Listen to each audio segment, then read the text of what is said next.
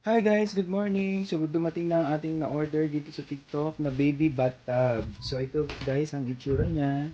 Ayan, so it's ano siya guys, plastic pero makapal siya guys na plastic. Tapos kinabit na rin natin guys ang kanyang mga paa. Ito, so kinakabit ito guys. Tapos may pang secure siya, kinakabit din ito. So dito naman din siya guys sa kabila, ang ganun din. Ayan, kinabit na natin siya guys. Ayan, so kakabit mo to, tapos ito for the security para hindi siya guys yung nabubukas siya. Tapos dito guys, ito yung pang drain natin ng tubig. Ayan, so habang pinapaliguan mo si baby, hindi mo na kailangan pa na bubuhatin at itatapon ng tubig. Automatic na siya guys, dito ka matitrain. Bubuksan mo lang to. Ayun, buksan mo lang to. Ayun na yung butas guys. So matidrain na automatic dyan yung tubig. Sara mo lang siya, ganun. Tapos guys, syempre ito guys ay pwede siyang lulubog siya. Ayan. So ganyan siya guys. So ganyan siya kalalim. Mga isang dangkal siya guys. Yung lalim niya ng tubig na to. Tapos dito nyo guys ilalagay si AB.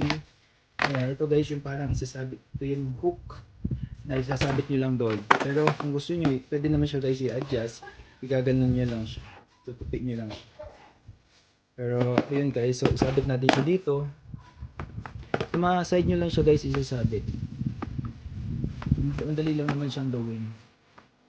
Ayan, nakasabit na siya guys dun sa puluhan. Tapos ito naman guys yung sa side. Isasabit mo lang siya.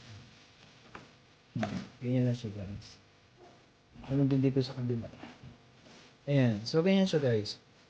So pwede nyo rin siya guys itong i-adjust. Kasi parang hindi naman masyadong lumapat si baby. Adjust nyo lang ito guys. Ayan. So aangat na siya ng kaunti guys mula dun sa baba. Ditong bathtub natin. So ayan, so pwede na siya guys ilagay dito sa baby. So nakahang lang siya. Kung makikita nyo guys, meron siyang space dito. So nakahang lang siya guys. So ayan, so syempre dagdag guys ng convenience, lalong lalo na doon sa may mga infant baby pa. So best recommended ito sa inyo. So kung gusto nyo rin guys ng ganito, please check the yellow basket. Meron nga pala ito guys, dalawang available na kulay. So sa amin, since si everyday ay lalaki, kaya blue yung pinili namin. So meron din itong pink. Tapos guys, sa TikTok, yung ganito, meron siyang nakalagay na foam. Pero sa amin, ang pinili namin is yung parang net para mabilis siyang matuyo kapag katapos gamitin. Tapos ganun lang guys. So, pagkatapos yung gamitin, tanggalin nyo to. Yan. Tapos buksan nyo guys yung pang drain ng tubig para mawala ang tubig. Then, ibaliktad nyo. Then, baliktad siya sa dati. Tapos guys, ayan. Pwede nyo na siyang itabi. Kung saan? Kasi very tawag doon, hindi siya guys nag-aano ng space. So pwede nyo siyang isabit sa dingding or kung saan. So ayan. So check the yellow basket.